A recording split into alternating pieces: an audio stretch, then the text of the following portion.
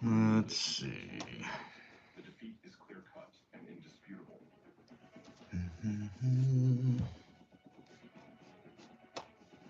See if this thing works here. Hannibal, aware of the magnitude of the disaster, knows he must preserve what little can be saved for the survival of Carthage.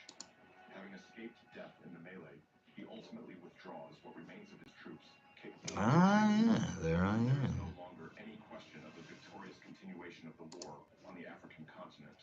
The defeat is total.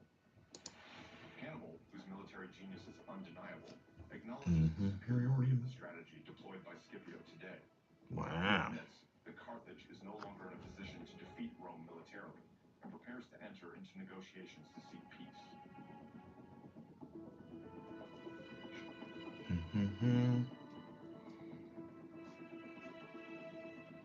Shortly after, he meets Scipio or his emissaries, probably as a shrewd negotiator rather than a humiliated vanquished. For the Romans, this victory is overwhelming, and the honor of the Republic is intact. Scipio, in agreement with the Roman Senate, will dictate extremely harsh peace terms. Oh, there we go. Officially ending the Second Punic War. I can, in fact, see myself. Scipio immediately earns him popular favor and the admiration of the Roman people. He receives the nickname Africanus, an honorary title highlighting that he defeated Carthage on its own territory. This nickname makes him one of the most admired generals of the Republic, in the direct line of historical figures who have managed to expand and save. At least I think there's somebody there. Strategically, the Battle of I am in Atlanta. If you are looking for training, it's called the Center for Movement Challenges. from conducting any military action by itself. What city are you in? The Roman Republic becomes the predominant force in the Western Mediterranean basin. The path is wide open for Roman hegemony, which, in the decades to come, will extend further to other territories, thanks notably to the confidence gained at Zama and the moral supremacy resulting from this resounding victory.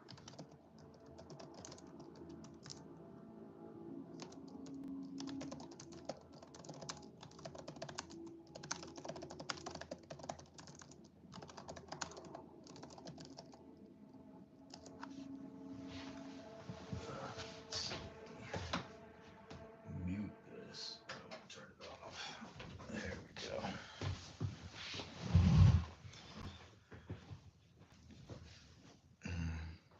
Oh, you're in Augusta. Nice.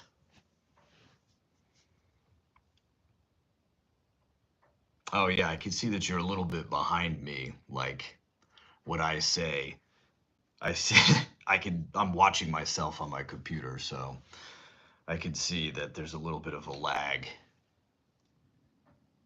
Are you a boxer or an MMA fighter?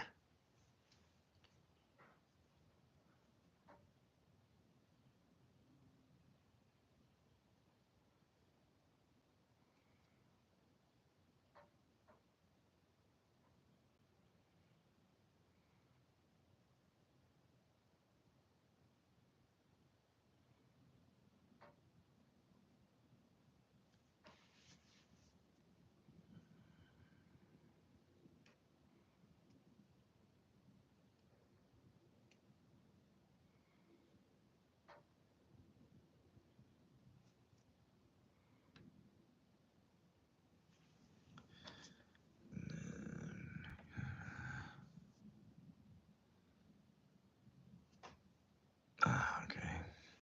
Nice.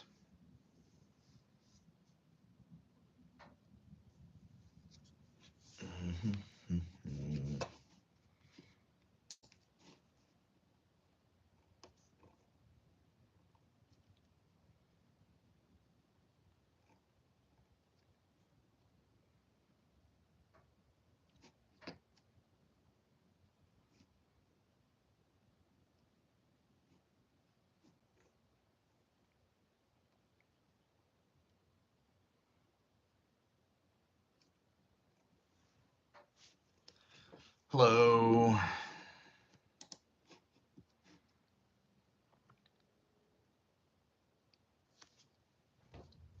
Yeah, you have any questions about boxing or history?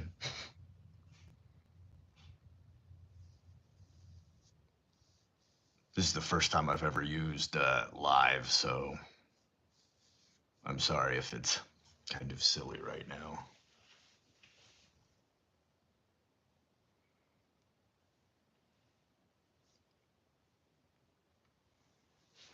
Mm-hmm.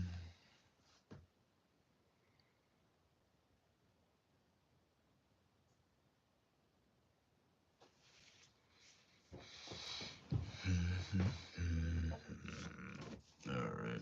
I'm working on the Patreon page right now. Another thing that I have absolutely no experience with.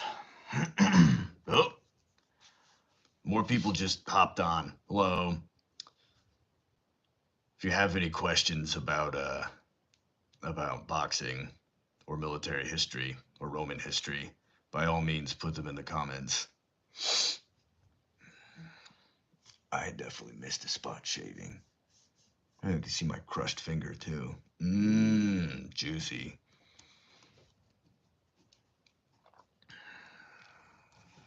All right, let's see.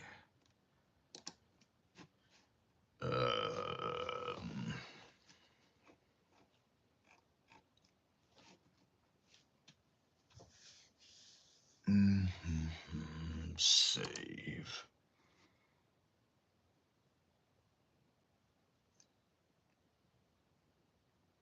Seems like maybe going live would be better to do it from the gym.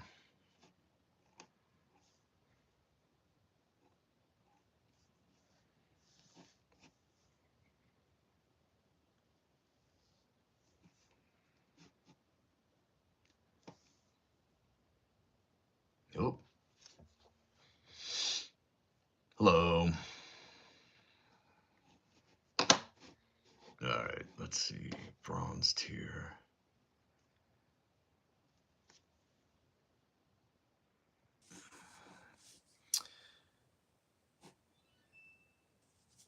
Is doing virtual lessons a thing anybody's interested in? Ah, yes. So for the numbers, and there's a couple different numbering systems that people use. Typically, it's broken down into like the British system and the American system. Sometimes you'll hear people say East Coast or West Coast, and basically it changes the numbers. So the West Coast is basically the same as the American, right? And the British and the East Coast are usually kind of linked up. I might have that backwards. Anyway, so the way it works is the straight punches, your jabs and your straights are ones and twos. And then you've got your hooks, 3, 4. So left hook, well, if you're right-handed. And then 4 is right hook. And then you've got 5 and 6 are your uppercuts. 5 is your left uppercut if you're a right-hander. 6 is your right uppercut. And then 7 and 8 are just body hooks. Now, that's the easy way of doing it. You also have people that'll say it's 1, 2, 3, 4, 5, 6. And to me, that's just unnecessarily complicated. So I like just doing it. Straight punches are 1s and 2s. Head hooks are 3s and 4s. Uppercuts 5 and 6. Body hooks 7 and 8. The other thing is I lump in a cross with a right hook. And again, not everybody teaches a distinction between a straight and a cross, but I do.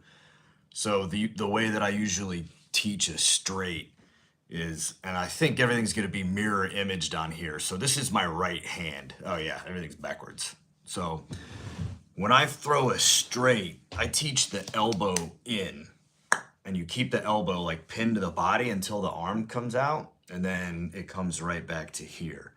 When I teach a cross, I teach an elbow out cross. And the whole point is when you're punching your opponent, the cross, because it has a little bit of a turn at the end of it. The idea is it comes in through the window over here. You come around the opponent's left side, basically around their left arm. And that's also why the primary reason I teach one versus the other is if you got two guys that are faced off in front of each other and their feet are basically parallel, like if you were to look down at them, a straight punch is going to come in between the hands better. An elbow out punch is typically going to turn at the wrong spot if you're right in front of each other. And so it's going to end up hitting the arm, or it's more likely to hit the arm. So I usually teach on the inside, you throw very straight punches. And then if you're like planning on moving out because you're throwing a double jab, usually I'll say throw an elbow down jab, and then the second jab, you'll throw it with the elbow coming out so that you can help get that fist around the opponent's arm. Some guy, and again, like if you watch some of my videos where I talk about the jab, like some people like to jab with the elbow out all the time. You can get more torque by turning your body into it.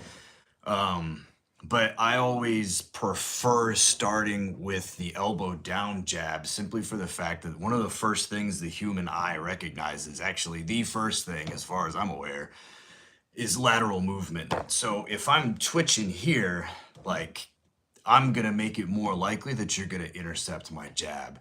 So I would much rather be here and throw it and then step into it to get the power that I lose from not turning. Now, if I'm moving out to my left, then what I'll do is I'll let the elbow come out so I can turn the fist over, and then I can put my body into it because that's going to help get the fist around the opponent's right hand. Yeah, right side. Does that make sense? So yeah, numbers 1 and 2 straight punches. 1's a jab, 2's a straight, 3's a lead hook, 4's a rear hook, 5's a lead uppercut, 6 is a rear uppercut, 7's a lead body hook, 8's a rear body hook. There is, so I have seen, oh man, it's been a minute since I've used number for kicks, but I have seen them. So the one, when I was teaching MMA teams in the Army, what I was typically doing was modeling off of the punch system. So I would use like straight kicks, like teeps. Like if I'm throwing a front kick with the lead side, that'd be a 9. And then a 10 would be on the rear side. So it would be 9, 10. Or it would be knees. Maybe knees were 9 and 10. And then it was teep. And then it was basically a roundhouse or a round kick. So it would basically model off of like throwing a jab or throwing a kick. Or throwing a hook rather. So... oh no, you know what? It was 9 was a lead teep. 10 was a rear straight kick. And then it was roundhouse, and then knees. So it was 9, 10, 11, 12, 13, 14. Seems awfully excessive though. But again, it's kind of arbitrary. Whatever your coach uses is the way to go. So, yeah.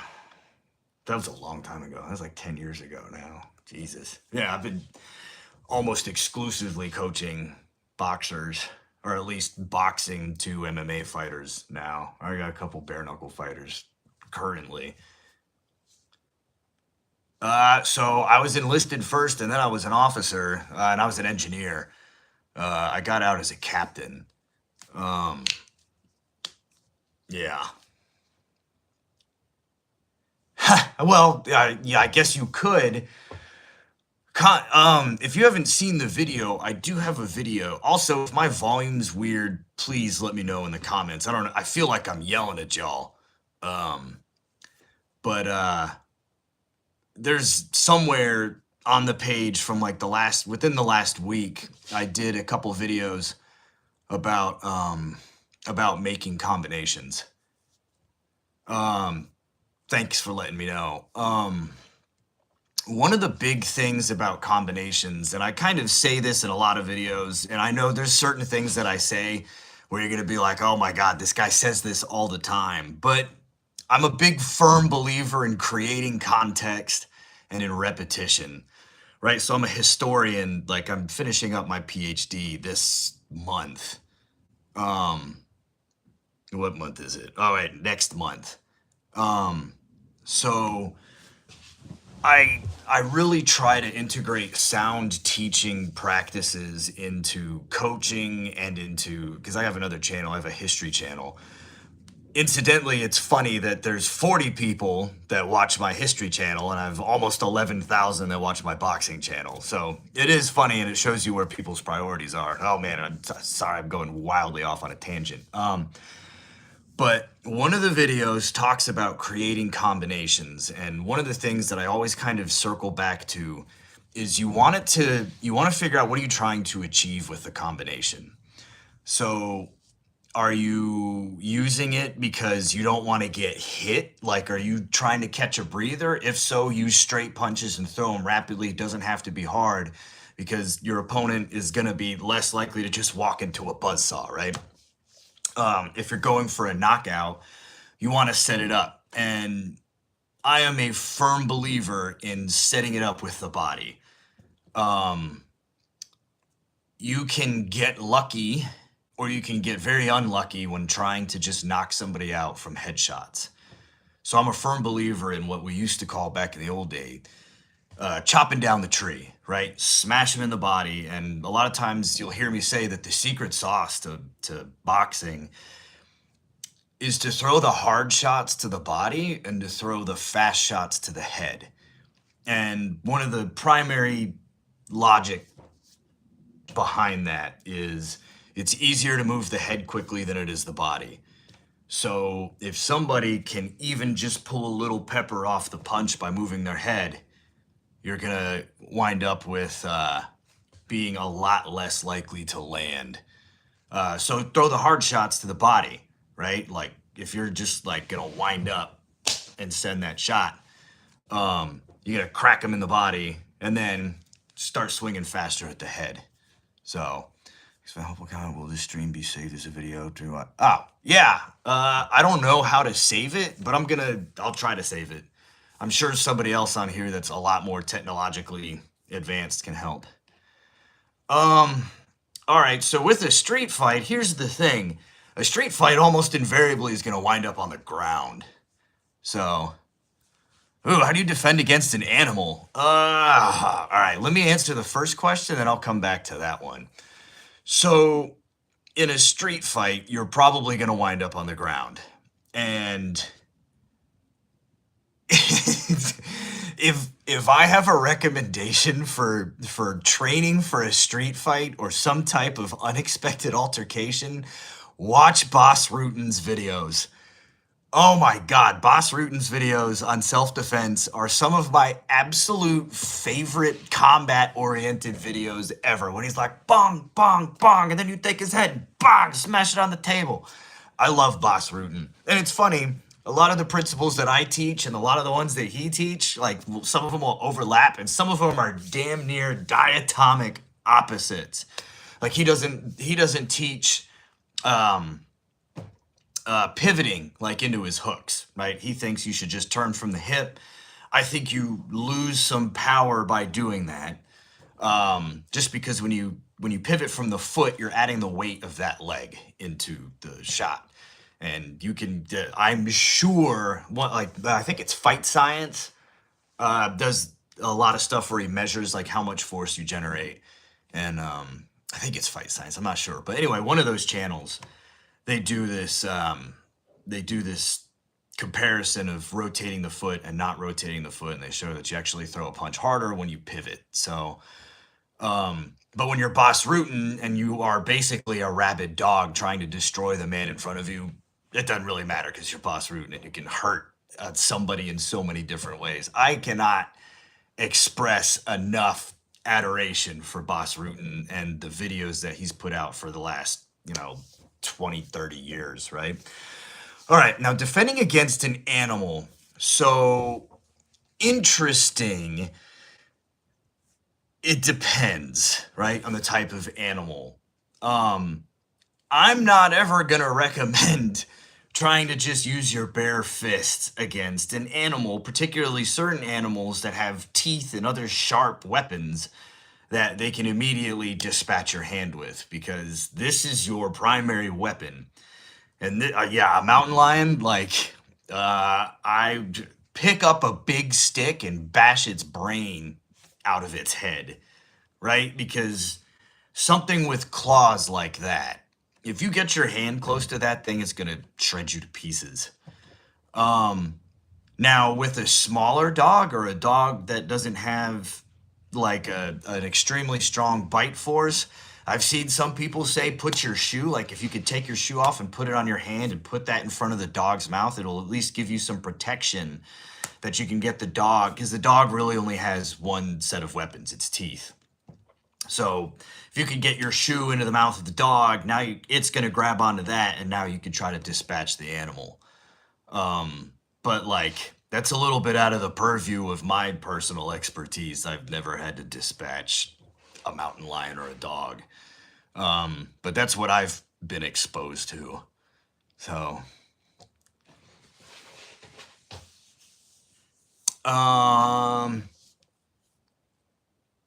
yeah. Oh, Boss Rutan's stuff is perfect.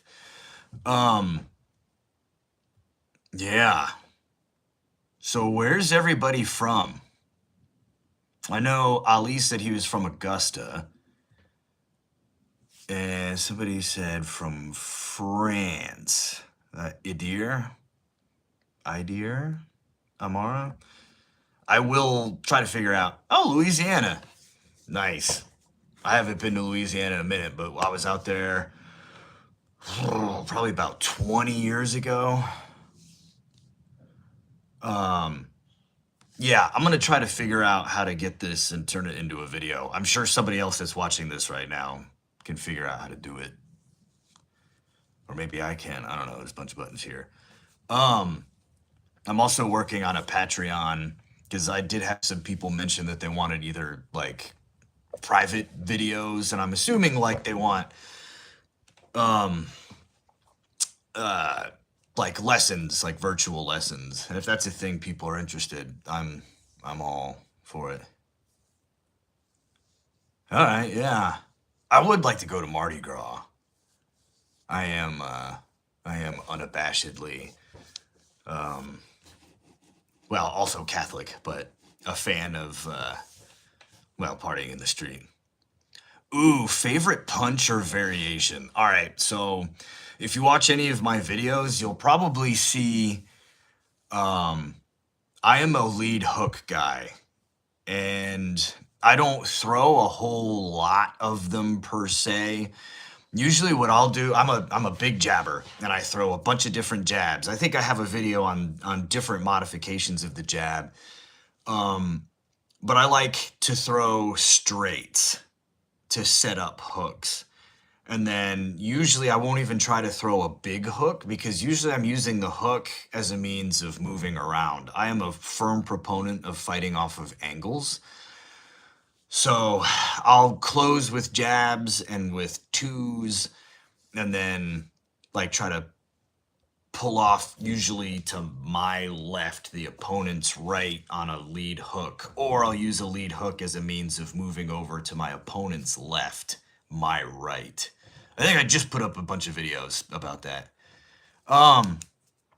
I actually have no idea how to grow my channel. I think the reason that I even have the exposure that I have is from that one goofy video where I was showing that guy like to pull his hand back while he was jabbing, because I was just touching him on the body. And like a bunch of people were like, oh my God. Which the funny part is everybody was like, he doesn't look like a boxing coach. He looks like a Guitar Center employee, which I mean, shit, like I have no argument there. But yeah, if I do know one bigger fight guy, one of the biggest ones, I think. I know his brother. I don't think his brother likes me very much though. But if I could get back in touch with him, I forgot the fucking name is. Anyway, Yeah, I fought back when I was in the army. I think my end was AIBA. I think I ended up being 28-4. I don't know. I'd have to pull out my fight book. Hello, is that Ogden 4? Yes. I don't know how to look um at all the people who are turning in or tuning in. Sorry. But I can see. So I've got Cullen, Ogden, World Boxing Nomad, Ben Wild, Adir, Adi, Assassin. That's everybody that I can see, and I can only just see that from uh, the comments in the bottom. But yeah, so I started fighting at 142. So also back then, like the weight classes were a little bit different. When I was so the last time I was running fights for amateurs where I was doing all like the coordinating for the fight and the scheduling and everything was probably back in like 2016. And with them, they were doing spreads. At least GABA, the Georgia Boxing Association, was basically doing spreads. And I think it was like 170 and below. You had to have like a less than 10-pound spread, and then above 170 or maybe 65 something, or 68, whatever the hell, then it was allowed to be as much as 12 pounds. I don't know. That was Golden Gloves 2016, somewhere between 2015 and 2017 in Georgia. It was weight spreads, whereas back when I was fighting, we had much more rigid. And I don't know whether it's because we have less fighters now than we did back then or what, um, but yeah, back then it was like a rigid weight structure. So I fought at 42. I'm pretty sure the amateurs was 42 for light welterweight, and then it was 141 was pro light welterweight. I fought there for like my first third of my fights. So I got somewhere around 30. So my first 10 were probably maybe even less than that. We're at 142, and then I went up to 47 and fought there for about the middle third of my fight, so probably just under 10 there. And then like my last 10 or so, I fought at 54. And like I'll be the first to admit that I handled strength way better than I handled speed. So my career got better as I got heavier, especially for my height. I was very tall and very long. And so people that could get to the inside of me when I was first starting off would be able to just chew me up on the inside. And so as I got older, more experienced, and I started coaching after I'd been training only a couple years. Once I had done that for longer, I started having a better understanding of how to use my length and how to keep people away. That's when I really became kind of a jab heavy guy. Um, the Yeah, 54 was just a lot better weight for me. Now I'm so old, I would be I'd probably fight somewhere around 65 or 68. Yeah, I think I weigh like 170 right now. Do any meditation? Not like I should. Um, I recognize the benefit in doing it. I don't really do it. I read a lot, and I kind of wind up in a meditative state when I read, especially as I've been doing my dissertation. I've had to read so much. I mean, I'm sure you can see the zillions of books that I have over here. So, thoughts on gun laws. What if people didn't have any weapons on them? Oh, gun laws, huh? Well, here's the thing. So I'm a pretty politically neutral person. And as a historian, I try to remove modern political biases for the fact that it interrupts how we see the past. So the way that gun ownership or use is politicized today and is very dichromatic between conservatives. Yeah, between conservatives um, and liberals. It wasn't always like that, and it's not like that in other cultures. So that's a hard question because, again, I'm very politically neutral. I think that nothing, and this is, I do have a master's degree in public administration, and my second master's is in American political history. So, like, the way I see it is nothing should outweigh the individual liberties of the people that are in the government. So, so all training. Sorry, it's the comments are a little bit late, but here we are. All right, sorry. I'm new at this if you can't tell. All right, then in a street fighting, you basically just go wild on the other person. Well, it's not that you go wild, right? It's that the other person is probably going to go wild. If you have training, you should use the training. One of the things that I am a firm advocate is know how to throw the punches well. That's why I focus so much on punch performance. Hi, Blue Rose.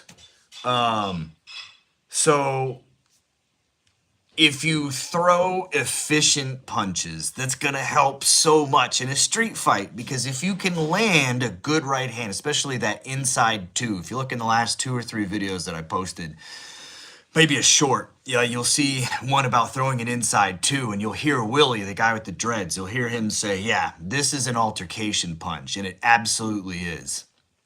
If you could throw a good two-piece, like if you're standing here and you can go, bah, right? And just send that shit off. That can stop the fight before it turns into something else. And I am like a pacifist, right? Like I was an Afghan war vet. When I came home from that, like it changed my perspective on violence. Which is funny. I'm a war historian and stuff. Like I've just always had an association with combat and combat sports, like going back since I was very little. Like every male in my family was in the military and whatever. And my undergraduate degrees are in anthropology and history, but it was all bellicentric. It was all about warfare. So, do you think I can train calisthenics for my workout for boxing? Oh, 100%. So like skipping rope. If you want to be a fighter of any type, skipping rope will help. It will help your cardiovascular endurance. The other thing is, I don't know how old any of you guys are, but one of the things, besides like I'm in my fancy chair, one of the things that is super important if you're younger, right, for like those who are in their early teens, one of the ways that you make your bones dense is from impact. Right? So jumping rope, running, and all those high impact things like hitting a heavy bag are good for your bones. So when I was a company commander in the Army, I was a company commander for a basic training unit, right? So I was at Fort Leonard Wood. I was the Bravo Company 31st Engineer Battalion company commander. So if you know any combat engineers that went through basic training in 2014 through 2016, I was somewhere around that area. We had soldiers who just broke bones like crazy. And it was because of poor American diet and sedentary lifestyle. And so like kids would show up, especially among the female population, they would get femoral neck breaks, which is at the top of your femur, the thing that goes into the socket in your hip, and they would need hip replacements for the rest of their life. So I definitely think that everybody watching this, regardless of your age, should be out there running, jumping, skipping rope, all that stuff. Yeah, avoid fighting at all costs. If somebody's gonna come up to me and try to pick a fist fight, I'm gonna be like, what do you want? You want my wallet? I'm poor anyway. Like take my take my take my wallet and spend my 67 cents and my $4 in cash that I have. How good can I get in 1 year training 6 days a week? Well, here's the thing, and this might be controversial. When I first started training, so like I boxed for a little bit, then stopped boxing, then started boxing again. It was kind of in fits and starts. I was cross training in my early 20s, like 19, 20-ish is when I started really finally committed to it. Uh, and I was training, and this is going to sound ridiculous, right? But I was in the National Guard at the time. I was enlisted in the National Guard, and I was in college. I was at North Georgia College and State University. And I was training 6 days a week. It was like I went to school and then went to the gym, and I was training 6 days a week and then doing film on Sunday. And I was training for anywhere between 4 and 8 hours a day. And now, to be fair, I was at Triple Boxing in Ackworth, Georgia. I was coming in and I was training with my coach, Coach Nathan Livermento. I would train with him an hour and a half, like when I first got there, and then I would do a class or two, and then I would do a Muay Thai class, and I would do a Jiu-Jitsu class. And I did that same setup, like every time that was available, I did that. And I was training like that for years, like for maybe even more years. So here's the thing. If you're in good shape starting off, then you can do a lot more technique-oriented training, and that will get you farther faster.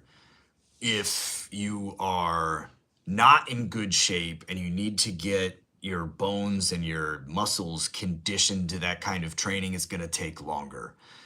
Which is another reason why I'm a firm advocate of get out there and be busy, right? Like, I'm a skinny dude. The biggest I ever got, I'm 5'10". I got up to about 200 pounds when I got out of the Army, and I was just a fat, lazy shit. And like, there's absolutely no commentary on the way anybody else lives their life. But because I had done so many different things as an athlete, I did gymnastics, I was on a swim team, I rode horses competitively. When I was like a preteen, it's all stuff I did when I was like, well, I started riding horses when I was very little. But I did all those different activities, and then I started Taekwondo when I was like 11. Did that for a year or two. Was swim team around 11, 12. Did gymnastics. Either before or after that. I don't really remember the order now, but I did all those things, and it did give me a reasonable amount of upper body strength, so that when I got to boxing, I was already able to knock out like 20 pull-ups in a row. Hell, back then I probably could have done like 30. So I was in pretty good shape. And then being in the military at the time, I was always working out. I mean, I was doing 10-mile runs or 10-mile road marches on my own on top of my gym time. I had a buddy, Jim, he was an intelligence, he was an interrogator, what they call a human intelligence collector now. And like, he would go running with me too, and we would just run a couple miles together, and then like, well, we also drank a case of beer a day too, so, you know, maybe we weren't as healthy as we could have been. But anyway, before I get completely lost down memory lane, you can get as good as your coaching staff and your dedication can get you.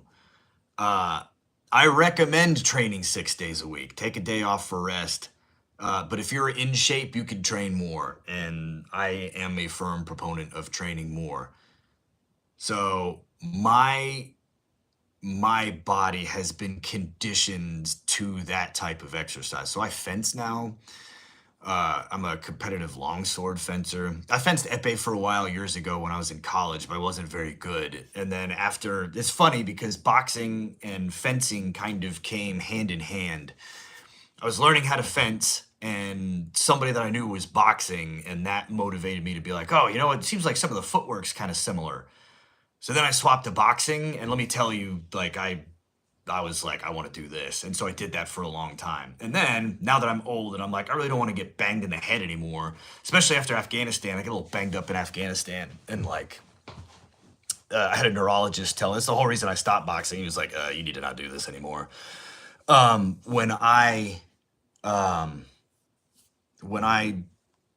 don't know, about a year ago now, actually April 12th, I think will be my year anniversary as a longsword fencer. Um, I, I, I definitely was able to translate a lot of boxing to longsword. And let me tell you, longsword's so much fun. I train with the guys from Amalgam Sword Company. Now we train at the Atlanta Historical Fencing Academy, and I know it's kind of nerdy, but like I love it. And if you age out of boxing or MMA or whatever martial art you're in, and you're like, "Ugh, I don't want to hurt myself anymore," by all means, take a look at longsword because you get to keep a lot of the same skills sharp, but you don't have to worry about nearly as much brain injury. So, all right. So I'm sorry, I'm getting through these. I'm obviously very long-winded. How do I feel about kickboxing as opposed to boxing? I like kickboxing. I'm not great at kicking. I have really, really skinny legs. I'm sure you've seen them in the videos. Does that mean that I can't do it? No, I can throw a pretty mean. Actually, I do have very beautiful elbows. I might do a video on elbows. But what I do with my legs, one of my fencing training partners is a long time Muay Thai guy. He trained with Manu down here in Georgia. Um, and like that guy could literally kick me in half. Like you see those people kicking bats, I'm sure he could kick a 6x6 in half. Like Aaron could kick like a mule. I don't want to kick him, right? Like so if he and I like if we're sparring, like I'm gonna throw my little wimpy kicks to get in to close to throw fists, and he's the opposite, right? Like he's gonna use his hands to distract me so he can kick me. So, all right, yeah, I'll throw up a video on elbows. So when I was training Muay Thai, I was training with Parvis Niku, who fought in Thailand, like had a lot of fights in Thailand. He's a Persian gentleman. I know some people didn't really like his training method. I liked his training method. Trainers do things differently for different reasons. I don't like to compare trainers to say one versus the other's better because I think you can learn something from everybody. And then ultimately it comes down to the student. What's the student going to pick up from that trainer? But I also trained with Steve Broman, who I did a Chenzakali with him, and I did Muay Thai with him, and I did Jiu-Jitsu with him. So I like kickboxing. Actually, another tangent. Sorry, my ADHD is just going nuts right now because I'm seeing all these things. One of my old fighters, Ty Emery, is a bare knuckle fighter now. So she used to train at my gym when I owned the Fight House Atlanta in Sandy Springs, and which COVID kind of. But she is fighting Bear. I think it's BKFC number 70. So yeah, Ty Emery, look out for her. She's originally from New Zealand, I believe. And then it's funny, so she was fighting NFC in Georgia, and then she was boxing, or I don't know. I was working with her hands, and then she had other people working her feet and stuff. It's like when I was teaching in the Army, I was one of the head striking coaches at the Fort Leonard Wood Academy that we had. And I was teaching the MMA fighters, like for the competitive teams. I was like, hey, I can work with your hands and your elbows, but like, let one of these other guys fix your feet for you. I can put you in good foot position, but I just don't have the same mechanical understanding of kicks that I do with punches. It's just because I didn't learn that way. Because Stevie never trained the same way that Nate Pops did when it came to training the way you throw kicks versus the way you throw hands. Do you have balance studying, reading? How do you balance? So I'm very lucky. So this is, all right. This is Ben's question, and then I think it'll help with Blue Rose here. So how do I balance studying, reading, and physical activity? Do I have a schedule? I have the worst ADHD of most that you can even fathom. And um, one of the things that has kind of helped with that, doing my dissertation was actually super helpful. When I was an undergrad, I had terrible grades because undergraduate courses are just, I mean, they're not taught well. They absolutely do not follow an andragogy or a pedagogy, at least not a sound one in most cases. So I had to learn how I learn.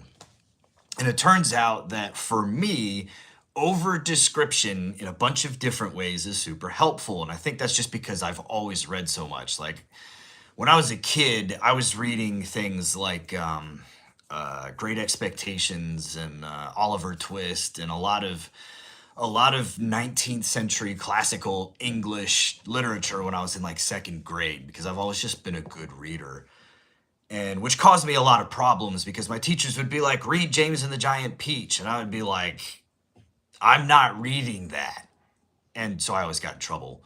And so then they were like, oh, Jeff can't read. And I was like, I can read better than you. And that caused me a whole bunch of problems, which is probably why I'm such a nut job today. Anyway, back to, so balance, finding, oh, hey, look at that. There's one of my fighters right there. Hey, I can't tell who you are though. Gore Bloodfang.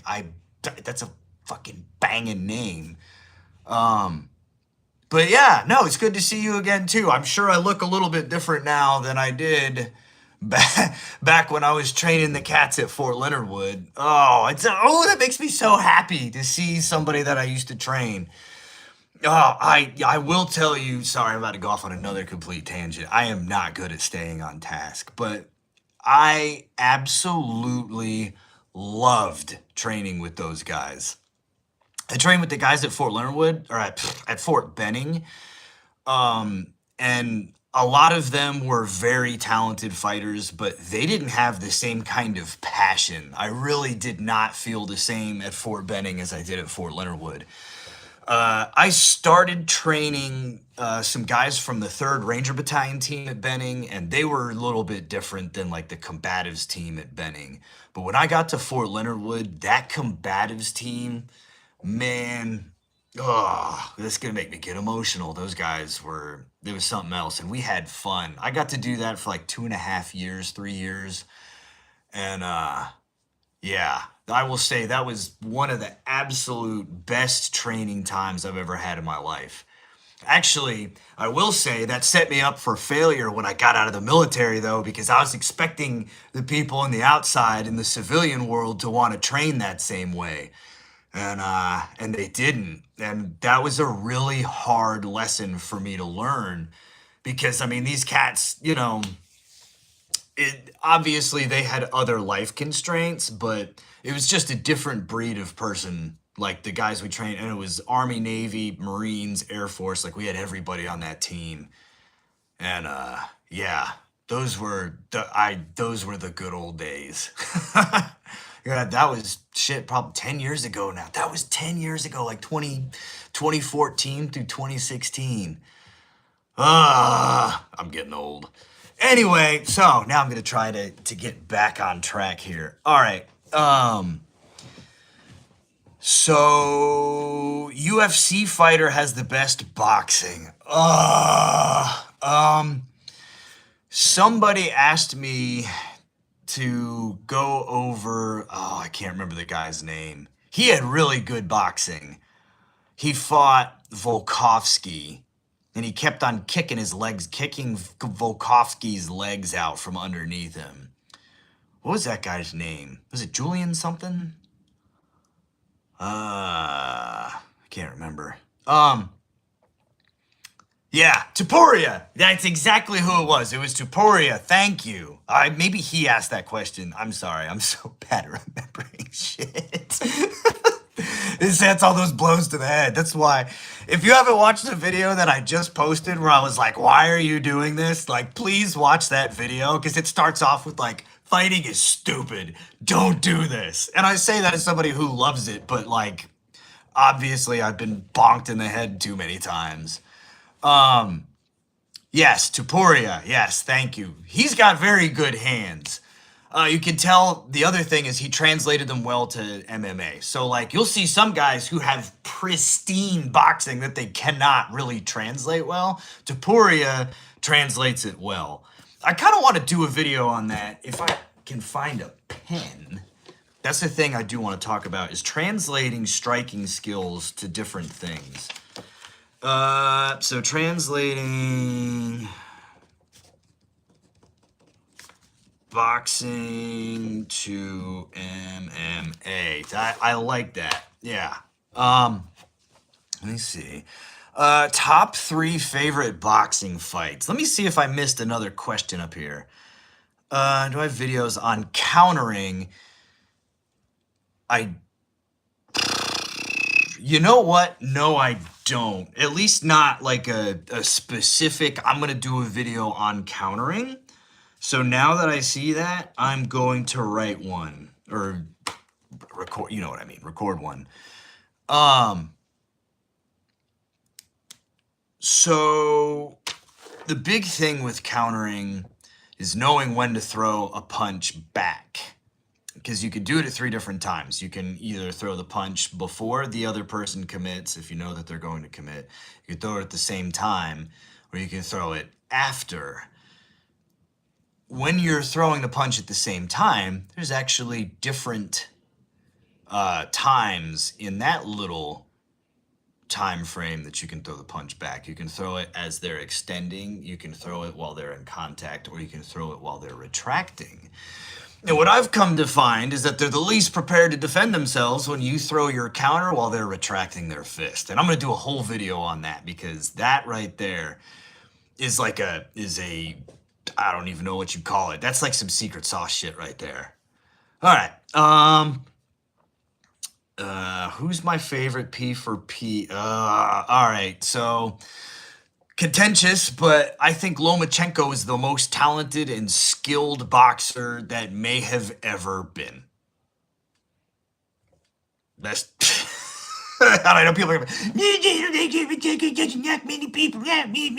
That's fine. Be mad about it. But like at the end of the day, Lomachenko danced circles around the absolute best fighters that boxing had to offer during his day in how many weight classes? Like 4, 5, 6. Granted, some of them had to meet him at catch weights or middle, splitting the difference between their weights. I get that, right? You're not going to fight in your best circumstances if you're not fighting at your weight. But like, there's something to be said about he made Chocolatito retire on his stool. Like, holy shit, right? Lomachenko was now. That being said, it's because of his technicality. Mayweather had awesome defense. I'm a Pernell Whitaker guy. My favorite fighter, like when I was coming up, was Lennox Lewis, who was a giant heavyweight. And my coach would always be like, Jeff, he called me LT. He'd be like, LT, why do you want to fight like a giant man when you are not a giant man? He was like, I need you to move. And so then I started watching Sweet Pea. Sweet Pea, where Mayweather got a lot of his defensive techniques from. And like it changed how I fight. And it's really funny because I'm very evasive. Especially for like a white, like lanky white dude, I'm surprisingly difficult to hit. And it's because I got so fixated on Pernell Whitaker, who has a really sad story. Like he had a real bad drug problem, and like if there's anybody who I wish could get help to improve their life, it was Pernell Whitaker. Do I think that yeah, Lennox Lewis was amazing. All right, do I think the Jake Paul fights are fake or paid? Here's the thing.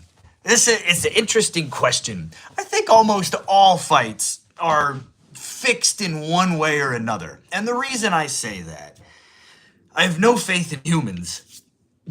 I especially have no faith in fighters and people who are associated with the fight scene. And with the fighters, only the ones that are at the top level because they've been bred into that game.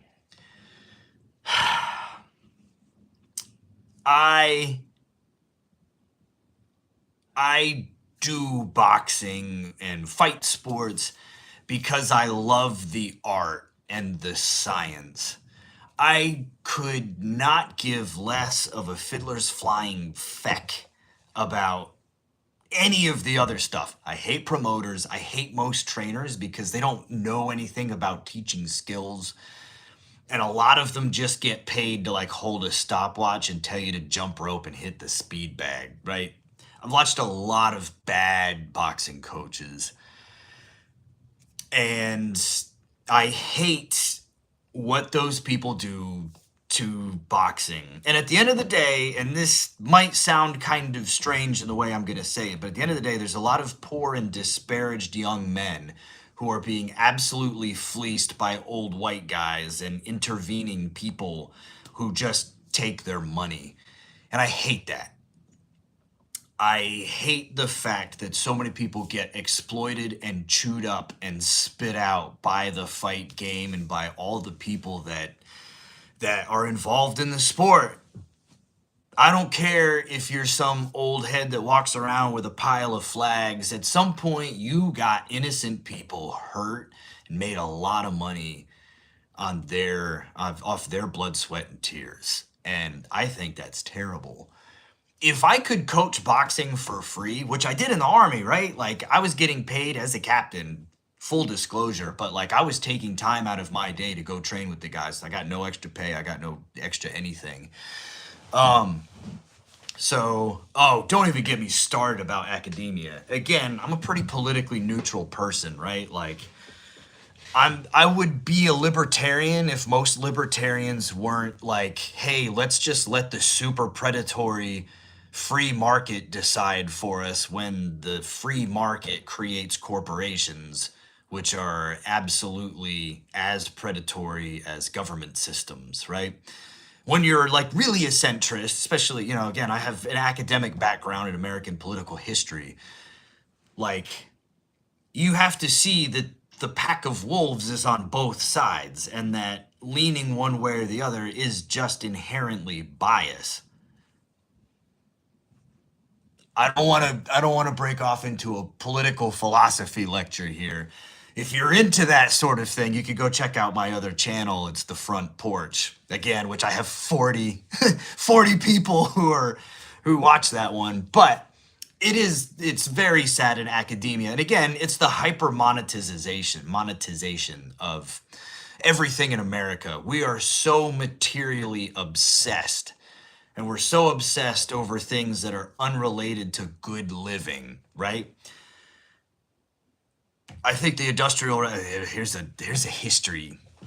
historian take for you. I think the Industrial Revolution was the worst thing that's ever happened to mankind. And you can say, oh, but medicine got so much better. No, medicine was already pretty decent. And then it started getting corporatized. And then you had all these different things where we were like, hey, you know what? We're going to make it so that the only way you can make medicine is if you make it petroleum based and if you get validated by the government. And like, it's not one of those things where I'm like, oh, you should or should not get vaccinated. I think that's an entirely different issue. But like the Industrial Revolution happened and like new uncharted levels of child slavery came along with that. And it's like, how is that a good thing? Oh, we have a 40-hour work week. Well, you know what? When we were band and tribe societies, we only worked like 4 to 6 hours a day, and it was with people you liked doing activities that were directly related to your own like subsistence. Like you were making your house, you were maintaining your house, you were making your food, you were getting ready for a big celebration with all the people in your band and tribe. So, sorry, a complete digression, but. So I think, the more you centralize anything and the more people you put into it, typically the worse the thing gets. Humans kind of poop all over everything they do, which is what I think happened to boxing. I'm going to reel it back in. Reel this back in. So with professional boxing, what happened? Like a bunch of money and a bunch of people got infused into it. And then so like these poor fighters, especially nowadays, so like the junior circuit of pro boxing, You probably have seen my video where I'm like, I hate them all. It's just a den of vipers. So like one of my fighters trying to hit him up for a contract, and they just keep on changing weight classes. They keep on, like, I used to train this guy Spider-Man, and really nice guy, just could not get his life together. His training team was run by his girlfriend. It was, or like his promotion and his and like contracting, everything was run through his girlfriend, and it just was a bad situation all the way around. And he was a decent fighter, but just got so wrapped up in so much nonsense. And so he would get fed these fights, and they'd be like, they change the weight class at the last minute. They would do all these other things to make him the obvious B side, and they were just trying to treat him like a tomato can. And like, is that good business, or is that just being a shitty sport if you're doing that to somebody? To me, I think that's just being a shitty sport. You ought to have both fighters should be both within 3 pounds of wherever they're going to fight at weigh-in, and there should be a max that they can rehydrate. I care more about fairness. I care about more about fairness. I care about the execution of the art and the science, and I care about the well-being of the fighters, which is why I don't make a whole lot of money as a boxing coach. I don't know. I think those are the important things, and I guess others are not inclined to feel the same way. So, I mean, what can you do, right? I try to do what I can to improve my little corner of the boxing world.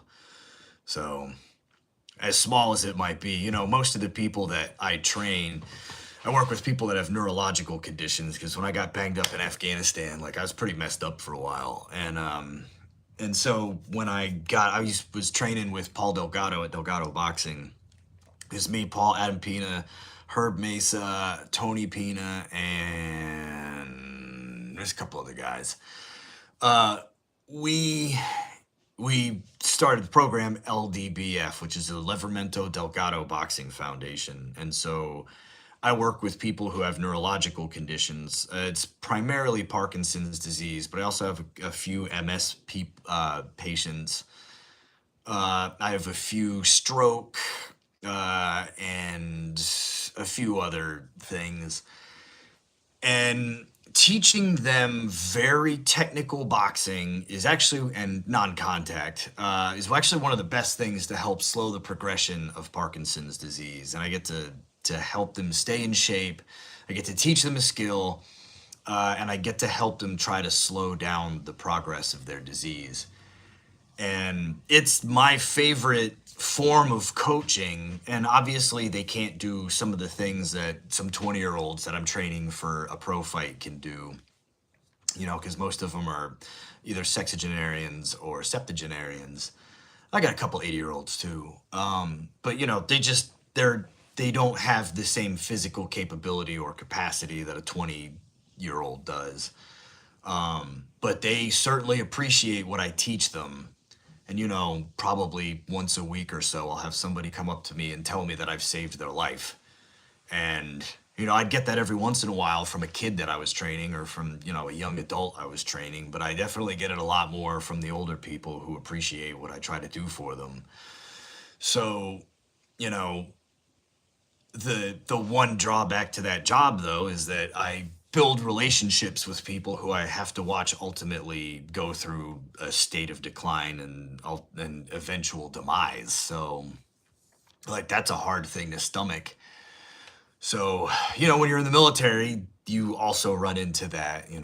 People that you care about will meet untimely deaths, whether at the hands of a training accident or in combat, or unfortunately suicide. I had to do casualty notifications for a while. And, in the military, when you have to go and tell somebody's family that their son or daughters commit suicide because of some mental aberration, that military life, or some negative event that happened related to the military, that's really heavy stuff. And especially at Fort Benning, because the notification area was huge. It was like all of Alabama, all of Georgia, and like part of South Carolina, I think, and then North Florida. That was just a huge area. So we were constantly getting hit for casualty assistance or casualty notification. And like what a horrible experience that was. And you're like, okay, I'm honored to do it. However, hard stop. Like sometimes a family member wants to swing on you because they're like, my little Jimmy would never kill himself. And you're like, well, did you really know what was going on in little Jimmy's life? And that's a whole other super depressing, super depressing conversation we can have on another day. But yeah, so I definitely appreciate you guys tuning in. I think we got up to 13. I think was that might actually be the most people. I'm gonna try to do this semi-regularly. I don't know. Again, I'm setting up my Patreon page right now. Patreon. I don't know how you say it. I also really don't know what I'm doing very well, so I'm just kind of middling my way, looking at what other people are doing that seems to be successful and trying to model as best I can off of them. I'll have that up somewhere in one of the videos. I should probably just do a dedicated video for that. Yeah, thank you guys for tuning in. I'll probably do this, if not next week. Well, next week, Ty Emery, one of my fighters, is fighting Bare Knuckle. She's fighting on the BKFC, but it's at like 1 p.m. because they're fighting in Dubai. So, oh, it's all good. I'll do this again. And yeah, I appreciate all of y'all who comment on the videos and like and subscribe and all that stuff. I definitely appreciate it. If you have any other comments or anything, oh yeah, Ty Emery. I think she's from New Zealand. I don't know. I trained her when she was here, but yeah, I think she's from New Zealand. Yeah, if you have any other questions, that's what I was looking for. If you have any other questions, you could put them on. I don't know, if I figure out how to post this as a video, you could put them in the comments here. Or, I don't know, just throw them in one of the comments in one of the videos. I think there's one more video that I'm either going to post today or tomorrow. And you can throw it there. No, thank you for your time. You guys are the thing that really helps motivate me to want to keep doing this. I had no idea that this many people would pay attention to my 6-year-old. I started training kids at 8.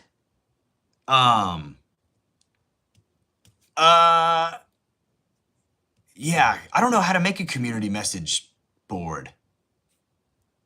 Maybe I'll check that out. I don't know how to do that.